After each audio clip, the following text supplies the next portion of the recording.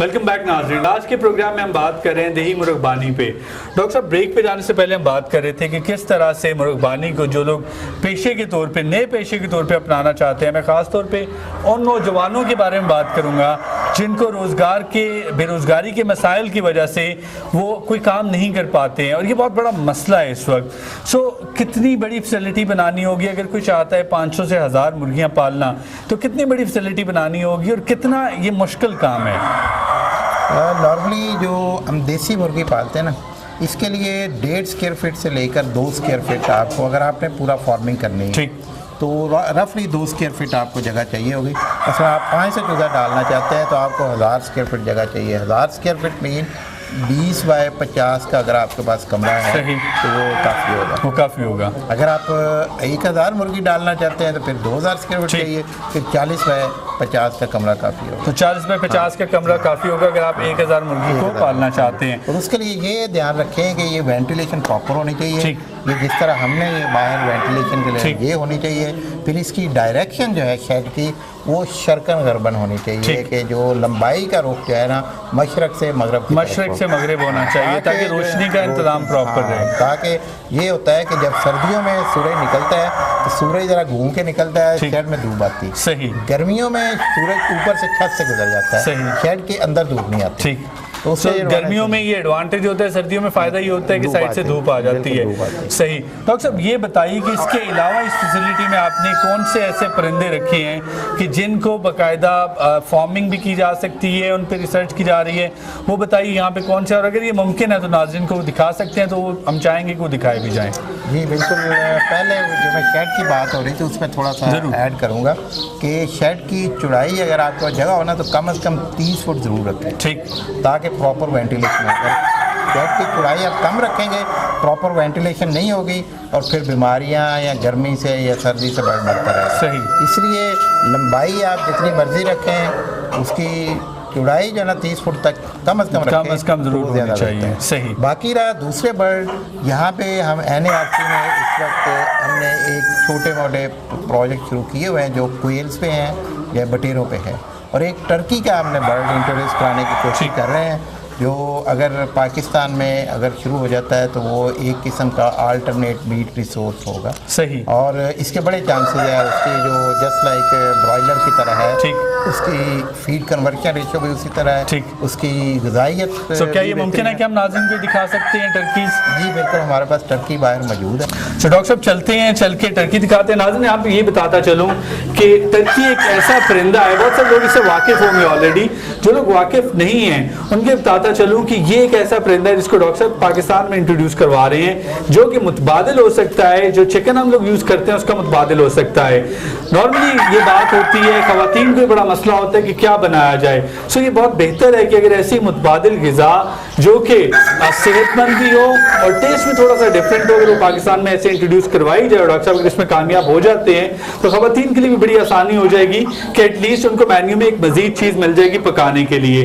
Doctor साहब चलते हैं, चल के दिखाते हैं टर्की को कि किस तरह से आप उसके यहाँ पे अफजाइश कर रहे हैं। नाज़रीन, जैसा कि आपको बताया था कि हम आपको दिखाएंगे टर्की, जो कि NARC की फैसिलिटी में डॉक्टर साहब यहाँ पे कोशिश कर रहे हैं कि ये पाकिस्तान के वेदर में भी सर्वाइव कर सकें और ये ब्रीड कर सकें। डॉक्टर साहब ये बताइए कि ये जो इस टाइम 7 टर्की में यहाँ पे नज़र आ रहे हैं, क्या ये यहीं पे इनको हैच किया गया, यहीं पे इनको अभी तक जो इनकी सारी की सारी ज़िंदगी है यहीं पर गुजरी है? जी बिल्कुल, ये अंडे नॉर्थ अमेरिका से हमने मंगवाए थे। ठीक। और हैचिंग यहीं पे हुई है। सही। ये डे ओल्ड से यहीं पे हमारे पास पले। ठीक। तो अल्हम्दुलिल्लाह बड़े अच्छे जा रहे हैं। ठीक। तकरीबन हमारे पास 10 चूजे निकले थे। ठीक। उसमें से 3 की डेथ हो रही है। ठीक। लेकिन 7 हमारे पास पले हुए हैं। 7 सर्वाइव करके। तो क्या वजह है, क्या डिफरेंस क्या है कि ये नॉर्थ अमेरिका से आपने मंगवाए, वहाँ पे ये एग्जॉटिक नहीं है और यहाँ पे एग्जॉटिक स्पीशी है, तो यहाँ पे पाकिस्तान में क्या प्रॉब्लम्स हैं कि टर्की को यहाँ पे इसको ब्रीड करवाना या इसकी फार्मिंग करना मुश्किल क्यों है? एक्चुअली पहले नंबर पे तो ये था पब्लिक की एक्सेप्टेबिलिटी। ठीक। पब्लिक जिस चीज़ को एक्सेप्ट करे वही पॉपुलर होगी। सही। अगर लोग इसका गोश्त खाना शुरू कर दें तो फिर ये भी पॉपुलर हो जाएगा। ठीक। लेकिन इसमें हमारे 2-4 इश्यूज जो चल रहे हैं, इसकी वजह से फीड कन्वर्शन रेशो वो ब्रॉयलर के तकरीबन बराबर है। ठीक। ये जो कॉस्ट ऑफ प्रोडक्शन आएगी वो इतनी ज्यादा नहीं आएगी। यानी आप ये कह रहे हैं कि अगर इस टर्की को पाला जाए तो इससे उतनी ही तकरीबन कीमत में गोश्त हासिल किया जा सकता है जितनी कीमत में हम ब्रायलर मुर्गी से हासिल करते हैं। ठीक, तो फिर प्रॉब्लम क्या है? क्या एक्सेप्टेबिलिटी का मसला है, नए टेस्ट को अडॉप्ट करने का मसला है? नया टेस्ट है, फिर इसमें इस बर्ड का साइज है। ठीक, क्योंकि अब हमारे मुर्गी पहले आपको पता, लोग 1 किलो की मुर्गी खाते थे। ठीक, अब ग्रेजुअली अब लोग 2 किलो पे आए हैं कि 2-2.5 किलो की मुर्गी खरीदने लगे। सही। तो ये 10 किलो का बर्ड खरीदना पब्लिक के लिए अभी जो है ना हमारे मेन जेब का इशू है। ठीक, जो है हमारे इकोनॉमिकल सिचुएशन को, जैसे इतना बड़ा बर्ड खरीदना जो है वो मुश्किल है। ठीक, तो इस वजह से अभी एक्सेप्टेबिलिटी नहीं हो रही। लेकिन इसका मैं आपको बताऊं कि इसके गोश्त का टेस्ट है ना वो ब्रॉयलर से बहुत बेहतर है। सही, इसका गोश्त का टेस्ट बिल्कुल आपकी जो देसी मुर्गी है ना उसके बराबर है। सही, अगर आप इसको खाएंगे तो आप फील करेंगे कि ये बेहतर है। सो इसका गोश्त का टेस्ट बेहतर। फार्मिंग कितना मुश्किल है? लोग फार्मिंग करना चाहें, जो लोग इस वक्त प्रोग्राम देख रहे हैं, चूंकि पाकिस्तान में अभी बहुत ज्यादा डिबेट हो रही है इस चीज पे कि ऑस्ट्रिच फार्मिंग की तरफ जाया जाए, टर्की की उस तरह से बात नहीं होती है, तो अगर टर्की की फार्मिंग की तरफ जाया जाए तो फार्मिंग कितना मुश्किल है? फार्मिंग जस्ट लाइक ब्रॉयलर है, लेकिन इन बर्ड का प्रॉब्लम ये है कि ये जो हमारे पास ये मौजूद है ये वहाँ से हैं जहाँ पे -30 टेम्परेचर होता है। सही। और वहाँ पे भी जो टर्की रखते हैं इसी तरह के ओपन शेड्स में रखते हैं ज़्यादातर टर्की। ठीक, तो यहाँ की इनकी अडॉप्टेबिलिटी का मसला है। लेकिन अगर ये फार्मिंग शुरू हो तो वहाँ पे जो ब्रीडर्स बैठे हुए हैं वो ऐसे बर्ड भी तैयार करके हमें दे सकते हैं जो सख्त जो गर्मी में भी थोड़ा बहुत सर्वाइव कर सके। ठीक, जो हमारे एनवायरनमेंट में भी सर्वाइव कर सके। यहाँ हम इनको बेहतर एनवायरनमेंट दे सकते हैं, जैसे यहाँ पे हमने दिया हुआ है। ठीक, हम ये है कि इनको दिन में 1-2 बार कभी नहला भी देते हैं। सो जो लोग ऐसे लोग प्रोग्राम देख रहे हैं जो कि फार्मिंग करते हैं और नए एक्सपेरिमेंटल फार्मिंग्स पे जाते हैं, उनके लिए चीज़ इंतहाई अहम होगी कि अगर आप थोड़ा सा इसके मईशत पे बात करें, इसकी इस चीज़ पे बात करें कि कितना गोश्त हासिल किया जा सकता है, कितनी कॉस्ट आएगी, तो ये नाज़रीन को बताइएगा कि एक टर्की का नॉर्मल साइज, एवरेज साइज होता क्या है? नॉर्मली जो मेल टर्की ना 10 किलो तक जाता है। ठीक, और उसका गोश्त तकरीबन 6.5 kg मिल जाता है। ठीक, तो कॉस्ट ऑफ प्रोडक्शन जैसे मैंने बताया इसकी फीड कन्वर्शन रेशो जो है तकरीबन ब्रॉयलर के बराबर ही है, थोड़ी सी हाई है। सही, लेकिन जो है ना जी उससे मीट बेहतर है। ठीक, इसलिए प्राइस में इतना ज़्यादा फर्क नहीं आएगा। ठीक, सो मीट की क्वालिटी बेहतर है। हाँ। इसको व्हाइट मीट में कन्वर्ट किया जाएगा, ये रेड मीट में आएगा? ये व्हाइट मीट में आता है। ठीक है, पोल्ट्री है जस्ट लाइक पोल्ट्री, बड़े साइज के पोल्ट्री। ठीक, और इसकी हलाल है, ये भी आपको बता दें। सही, ये चीज़ इंतहाई जरूरी है। यूरोप में मुसलमान इसको यूज कर रहे हैं, वहाँ स्लॉटर हाउस में स्लॉटर होता है। ठीक है, सो अगर इसको प्रॉपर्ली स्लॉटर किया जाए तो ये बिल्कुल हलाल जानवर है। ये बताइएगा कि इसकी फीड क्या है? क्या वही फीड दी जाती है जो ब्रायलर मुर्गियों को दी जाती है, या इसकी फीड डिफरेंट है? इसकी फीड तकरीबन वही है, थोड़ा सा प्रोटीन का डिफरेंस है। सही, तो अदरवाइज फीड तकरीबन वही है। अगर इसमें मजीद थोड़ी सी प्रोटीन ऐड कर दें तो यही फीड, अभी हम इनको उसी फीड पे पा रहे हैं जो ब्रॉयलर फीड है। ठीक, लाइन ऑफ एक्शन क्या है फर्दर? आप चाहते हैं कि चूंकि एक्सपेरिमेंट किया जा रहा है तो आगे फर्दर क्या एक्शन है कि किस तरह से इसकी जो कॉर्पोरेट फार्मिंग उस पर जा सके? अभी तो हम इसको देख रहे हैं अडेप्टेबिलिटी का, यहाँ पे किस तरह अडेप्ट होता है। ठीक, फिर लोगों के इसको पसंद करने का, कौन इसको पसंद करता है। सही, फिर जो है ना जी हम इसको देख रहे हैं कि यहाँ पे चलेगा भी, बर्ड भी चलेगा कि नहीं। ठीक है, तो जैसे ही हमारा एक्सपेरिमेंट कामयाब होता है, ये हमारे पास ब्रॉयलर टर्की का ब्रीडर फ्लॉक है। सही, और जो है ना जी आगे जाके ये इंशाल्लाह ये जब अंडे देगा फिर हम इसके बड़ा फ्लॉक रखेंगे और फिर हम फार्मर को भी देंगे। कितने अंडे तकरीबन हासिल किए जा सकते हैं? एक जो टर्की है उससे सालाना कितने अंडे हासिल किए जा सकते हैं? ये टर्की तकरीबन 175 के करीब अंडे देता है। 175 के करीब अंडे देते हैं। और इसमें से 125 इनका रिकॉर्ड है चूजे निकलते हैं। सही, सो जो रेशियो है वो भी बेहतर है। तो इसका मतलब है कि एक टर्की अगर उसको कंडीशन एनवायरनमेंट दिया जाए तो 125 के करीब अंडे सालाना, 175 के करीब अंडे हासिल किए जा सकते हैं, जिनमें से 125 चूजे निकल सकते हैं। कितनी देर में ये टर्की जो है, जो इसकी एडल्ट एज है, जहाँ पे मेच्योरिटी को पहुंच जाता है, जहाँ पे इसको स्लॉटर किया जा सकता है,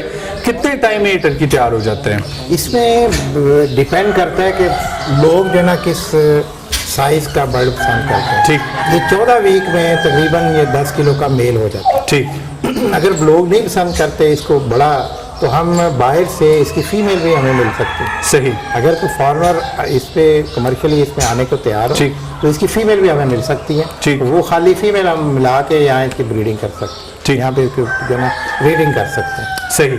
सो तकरीबन 14 वीक में ये बर्ड जो एडल्ट हो जाता है, जिससे आपने बताया कि जो खाने के काबिल हो जाता है, जिसमें इससे तकरीबन 6 केजी गोश्त हासिल किया जा सकता है। डॉक्टर साहब, आपने आज के प्रोग्राम में हमें बताया कि जो देही मुर्गबानी है उसकी अहमियत पे बात की, उसके बाद हमने टर्की पे बात की। आप लोग ये रिसर्च कर रहे हैं, इतनी सारी रिसर्च हो रही है, आप क्या समझते हैं कि जो भी आपकी रिसर्च हो रही है, जो दूसरे इदारे रिसर्च कर रहे हैं, उसकी अडाप्टेबिलिटी कितनी है? क्या पाकिस्तान में लोग उसको अडाप्ट कर रहे हैं? क्या वो रिसर्च उन तक सही तरीके से पहुंच रही है? ये मैं समझता हूँ पहले ये हमारा इशू था, ठीक, लेकिन अब काफ़ी चैनल्स आ गए हैं, मीडिया काफ़ी आज़ाद हो गया, ठीक, और काफ़ी मीडिया के चैनल्स हैं और हमारे प्रोग्राम चलते रहते हैं, ठीक, और लोग अवेयर हो रहे हैं। एक तो डिसेमिनेशन होगी कि अवेयरनेस पहुंच रही है। एक और चीज होता है कि जब कोई नई चीज लेके आई जाती है, कोई भी नई टेक्नोलॉजी हो, नई रिसर्च हो, तो उसको भी लोग रेजिस्ट करते हैं। आप लोगों ने हमारे मुल्क के किसानों का रवैया कैसा देखा, जो फार्मर्स हैं उनका रवैया कैसा देखा कि जब आप कोई नई रिसर्च लेकर उन तक जाते हैं तो क्या वो रेजिस्ट करते हैं या चेंज को एक्सेप्ट करते हैं? उल्टी में हमें कोई प्रॉब्लम नहीं हुआ, क्योंकि इसे आप नई रिसर्च ना करें, कहें इसे इम्प्रूव मैनेजमेंटल मेथड्स कह सकते हैं, और उसमें हमें कभी प्रॉब्लम नहीं है। जैसे फार्मर को कहते हैं, उनका एम है कि एग प्रोडक्शन बढ़े, ठीक, जानवर ज्यादा जिंदा रहे, मॉर्टेलिटी कम हो, ठीक, और वो हासिल करते हैं, अचीव कर लें तो कुछ होता है, ठीक, हमें कोई रेजिस्टेंस नहीं। ठीक। डॉक्टर साहब, थैंक यू वेरी मच, आपने हमें इस प्रोग्राम के लिए वक्त दिया और नाजरीन तक ये जो कीमती मालूमात है वो आपके तवज्जुह से पहुंच सकी। Thank you very much doctor साहब। Welcome, thank you very much. नाज़रीन, आपने आज का प्रोग्राम देखा। प्रोग्राम के आखिर में जो मैंने बात की, रिसर्च के हवाले से बात की, उस बात का मकसद ये है कि पाकिस्तान एक ज़राई मुल्क है और ज़राअत के बगैर हमारी तरक्की का जो तसव्वुर है वो मुमकिन नहीं है। और इसमें इंतहाई जो ज़रूरत है इस वक्त वो इस बात की है कि जितनी भी रिसर्च हो रही है, जितनी भी नए नए मैथड्स आ रहे हैं, उनको अडॉप्ट किया जाए। क्योंकि पाकिस्तान में एक मसला जो इस वक्त सबसे बड़ा है वो ये है कि हमारी जो प्रोडक्शन है, जो गंदम की प्रोडक्शन ले लें, लाइफ स्टॉक की प्रोडक्शन ले लें, पोल्ट्री की प्रोडक्शन ले लें, फिशरी की बात कर लें, वो इंटरनेशनल स्टैंडर्ड्स के मुताबिक उस तरह से नहीं है जिस तरह से तरक्की याफ्ता ममालिक प्रोडक्शन हासिल कर रहे हैं। इसमें पीछे होने की वजह सिर्फ ये है कि हम नई जो मैथड्स हैं उनको अडॉप्ट नहीं करते हैं। जैसे डॉक्टर साहब ने आज के प्रोग्राम में बताया कि क्या ऐसे छोटे छोटे इकदाम हैं जो इंतहाई सस्ते हैं, बिल्कुल सिर्फ अवेयरनेस की जरूरत है कि अगर उन इकदाम पर अमल किया जाए तो हम मुर्गियों से ज्यादा अंडे हासिल कर सकते हैं, मुर्गियां जल्दी तैयार हो सकती हैं, उनको स्लॉटर जल्दी किया जा सकता है। पिछले प्रोग्राम में हमने बात की कि क्या ऐसे छोटे छोटे इकदाम हैं कि वो किए जाए तो हम जो मुर्गी हम तक ब्रायलर पहुंचता है वो इंसानी सेहत के लिए मुज़र नहीं होगा। तो ये छोटी छोटी जो रिसर्च हैं उन पे अमल करना इंतहाई ज़रूरी है। अगर हम इन पे अमल करेंगे तो ना सिर्फ ये कि हमारी मईशत बेहतर होगी बल्कि हमें सेहतमंद ग़िज़ा खाने को मिलेगी। अगले प्रोग्राम तक अपने होस्ट मोहसिन कमर को इजाज़त दीजिए। अल्लाह हाफिज़।